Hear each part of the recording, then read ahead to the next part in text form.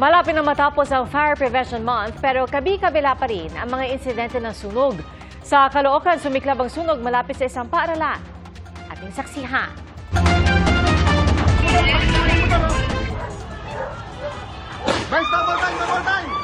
Malaki na to! Nagputukan ng ilang kawan ng kuryente habang lumalagablab ang apoy sa Barangay 48 sa Maynila. Dakong alas 2:30 ng hapon nagsimula ang sunog na tumupok sa 10 bahay. Walang nasawi o nasugatan. Pasado alas 8 naman kaninang umaga, dali-daling lumikas ang mga estudyante ng bagong silang high school sa North Caloocan. Kasagsagan ng kanilang klase. Sumiklab ang sunog sa mga bahay sa tabi ng paaralan. Tulong-tulong ang mga residente sa pag-apula.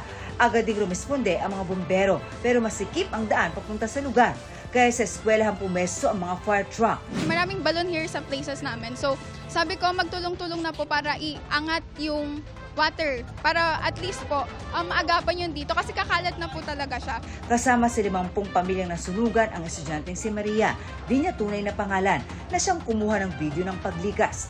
Ayon sa VFP Caloocan, inabot ng higit 1 oras bago idineklarang fire under control ang sunog. 30 bahay ang natupok at 5 residente ang napaulat na nasugatan. Kasama rito ang babaeng nalapnos ang balat. Iniimbestigahan pa po yung pinagmulan ng sunog ayon sa ating mga witness, electrical, possibly sa electrical. Pero kung pa po namin yan, bina-verify pa po namin. Sa evacuation center muna tumutuloy ang mga nawalan ng tirahan.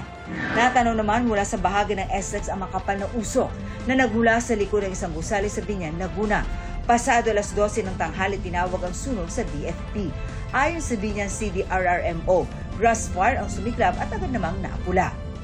Para sa GMA Integrated News, ako si Marisol Abduraman, ang inyong saksi.